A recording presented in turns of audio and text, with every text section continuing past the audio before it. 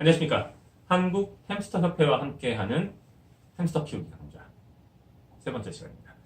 오늘은 지난 시간에 이어서 햄스터에게 적합한 케이지의 형태와 재질, 구조 등에 대해서 알아보도록 하겠습니다. 지난 시간에는 저희가 햄스터, 시리안 햄스터를 기준으로 말씀드립니다. 시리안 햄스터에게 필요한 최소한의 공간은 어느 정도인지 알아봤습니다. 내셔널 햄스터 컨실에서 요구하는 것을 중심으로 알아봤고, 한국 햄스터 협회에서는 그것보다 훨씬 더 큰 사이즈를 최소 규정으로 하고 있다. 물론 이 최소 규정은 결코 권장 규정이 아니다. 이것보다 더 크게 하시라는 의미이다 라고 설명을 드렸고, 따라서 그 햄스터를 키우는 케이지의 사이즈에 대한 이런저런 논쟁이 필요 없는 거죠. 본인이 할 수 있는 범위 내에서 그것보다 크게 하면 그걸로 충분한 겁니다. 만약에 본인이 집안이 40평이다. 40평 모두를 햄스터를 위해서 할애하시겠다. 와우! 곧 햄스터를 잊어버리시겠지만. 네. 자, 오늘 세 번째 시간에서는 햄스터 케이지의 형태 등에 대해서 알아보겠는데, 국내에서 일반적으로 많이 사용하는 햄스터 케이지는 리빙박스이거나 리빙박스를 개조한 형태로 알고 있습니다. 그 부분은 제가 가장 마지막에 다루고, 국제적으로 통용되는 주요한 케이지에 대해서 먼저 언급하도록 하겠습니다. 가장 대표적인 햄스터 사육용 케이지는 무엇일까요? 네, 바로 새장과 같은 형태의 이른바 트래디셔널 와이어 케이지라고 불리는 전통적인 고전적인 방식의 철망으로 이루어져 있는 창살로 이루어진 케이지입니다. 장단점이 있죠. 자, 일단 이 케이지, 트래디셔널 와이어 케이지의 가장 큰 장점은 환기, 벤틀레이션입니다. 햄스터는 호흡기가 매우 취약합니다. 그런데 벤틀레이션이 정상적으로 이루어지지 않을 경우에는 대소변, 그리고 먹고 남은 찌꺼기 등이 케이지 내에서 부패해서 나쁜 공기를 만들어내고, 그것이 햄스터의 폐나 피부, 눈 등에 치명적으로 작용할 수 있습니다. 따라서 그런 맥락에서 트래디셔널 와이어 케이지는 매우 우수한 케이지라고 볼 수 있습니다. 또 하나의 장점은 케이지가 가볍다는 거죠. 비교적 이동이 필요한 경우에 이동이 쉽습니다. 또 장점이 있습니다. 청소가 비교적 용이합니다. 물론 씻어버립니다.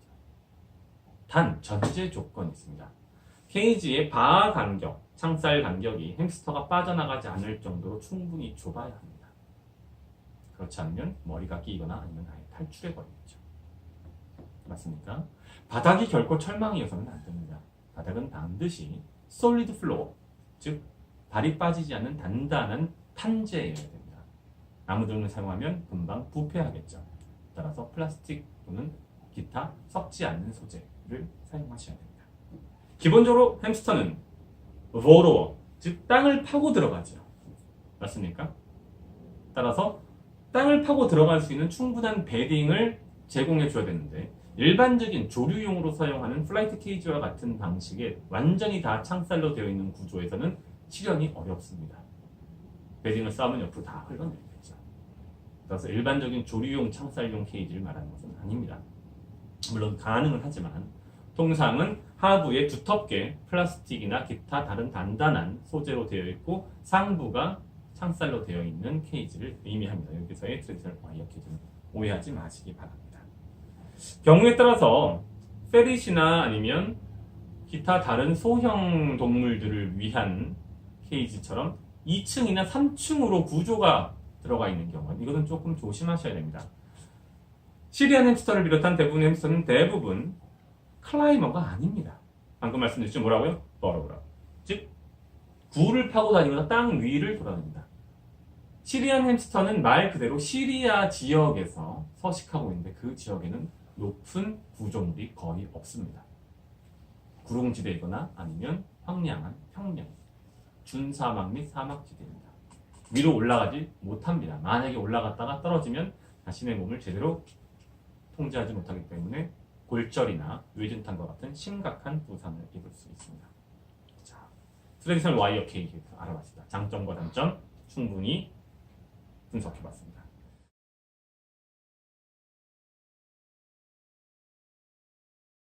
두 번째로 많이 사용하는 방식은 이른바 아쿠아리움 형태입니다. 아쿠아리움, 수족관이죠. 네, 물고기를 넣어서 키울 수 있도록 되어 있는 유리 또는 기타 다른 투명한 소재로 되어 있는 속이 깊은 박스 형태의 공간입니다. 가장 큰 장점은 뭡니까? 햄스터가 움직이는 모습을 잘 관찰할 수 있다입니다. 큰 방해물 없이. 또 어떤 장점이 있습니까? 햄스터가 탈출하기 어렵다. 별도의 문이 없으니까. 위에다가 철망만 잘 얹어놓고 깊이만 충분하다면 햄스터가 탈출할 염려는 없습니다. 탈출한 햄스터는 대부분 심각한 치명적인 결과를 직면하기 때문에 햄스터의 탈출을 막는 것이 매우 중요합니다. 그런데 항상 모든 각각의 케이지가 좋은 점만 있는 건 아니죠. 아쿠아리움 형태의 결정적 단점은 와이어 형태의 장점의 반대라고 보시면 됩니다. 뭐? 벤틸레이션입니다. 즉 환기가 안 됩니다. 일반적으로 30cm 정도 되는 깊이, 그 다음에 완전히 사방이 막혀 있는 유리 또는 아크릴 소재의 벽으로 되어 있는 아쿠아리움 형태의 케이지 안에 사는 햄스터는 호흡기 계통에 심각한 문제를 겪을 수 있습니다. 별도로 소형 팬을 달아서 공기를 순환시켜주지 않는다면 내부에 각종 오염물질이 축적되어서 매일 청소를 할 수는 없으니까요. 축적되어서 공장기적으로 큰 문제를 겪을 수밖에 없습니다. 또 한 가지는 벽면이 투명하기 때문에 그리고 벤틸레이션 안 되기 때문에 직사광선이 닿는 곳에 만약에 이 케이지가 위치해 있다면 내부의 온도가 급격히 상승하는 문제가 발생할 수 있습니다. 햄스터가 사막 또는 반사막 지역에서 왔다고 해서 더위를 좋아하는 것은 아닙니다. 사막 지역에 사는 동물들도 낮에는 불 속에 들어가 있습니다. 더위를 피하기 위해서 오해하지 마시기 바랍니다. 또 하나의 단점은 바로 벽면이 막혀 있기 때문에 이런저런 물건들을 장치하기가 쉽지 않다는 겁니다. 물론 바닥에 거치하는 형태가 될 수도 있지만 바닥에 거치하게 되면 그만큼 바닥 면적을 잡아먹는 문제가 있습니다. 제가 뒤쪽에서 말씀을 드리려고 했던 것인데 국내에서 흔히 사용하는 리빙박스 형태의 케이지들, 물론 벽면을 뚫어서 물건을 장착할 수도 있지만 그렇지 않고 바닥에 올려놓는 형태라면 단순히 바닥 면적이 넓은 것은 큰 의미가 없는 상황이 됩니다. 주의하십시오.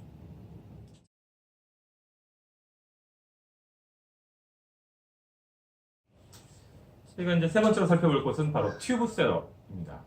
튜브 셋업은 말씀만 들어서 뭔지 아시겠죠? 네. 색색의 다양한 아크릴 관으로 마치 햄스터가 야생에서 파놓은 지하 굴을 형상화한 케이지입니다. 장점은 아주 명확합니다. 햄스터가 원래 가지고 있는 굴을 파는 습성을 재현해서 햄스터의 정신적 건강에 큰 도움을 준다. 대단한 장점입니다. 이런 형태의 셋업이 국내에 처음 소개된 건 약 30년 전으로 기억합니다.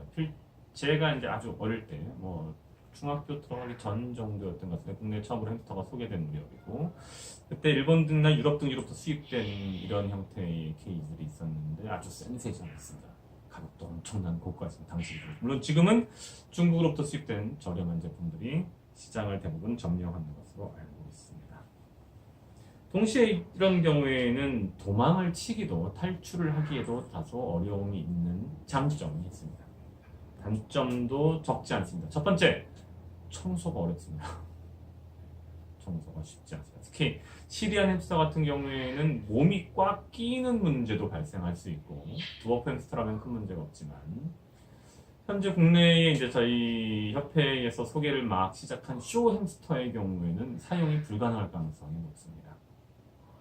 유의를 좀 하셔야 되고 청소가 매우 어렵다는 말씀, 환기가 또 안 된다는 말씀을 드릴 수 있습니다. 전체적으로 아크릴로 다 되어 있고 물론 중간에 철망이 보조적으로 들어가 있는 제품들도 있지만 전체가 다 아크릴로 되어 있다면 청소가 매우 어렵습니다. 녀석들이 정해진 장소에만 대소변을 보는 게 아니라 굴 내에서 대소변을 보는 경우들이 왕왕 있고 그러면 그 내부에 오염물이 퇴적될 수 있는 거죠. 그 다음에 플라스틱 또는 아크릴 소재라고 할지라도 결국은 다 씹어버립니다. 이 녀석들이. 그런 부분도 문제가 될 수 있습니다. 장점과 단점이 꽤나 극단적인 케이스입니다. 자,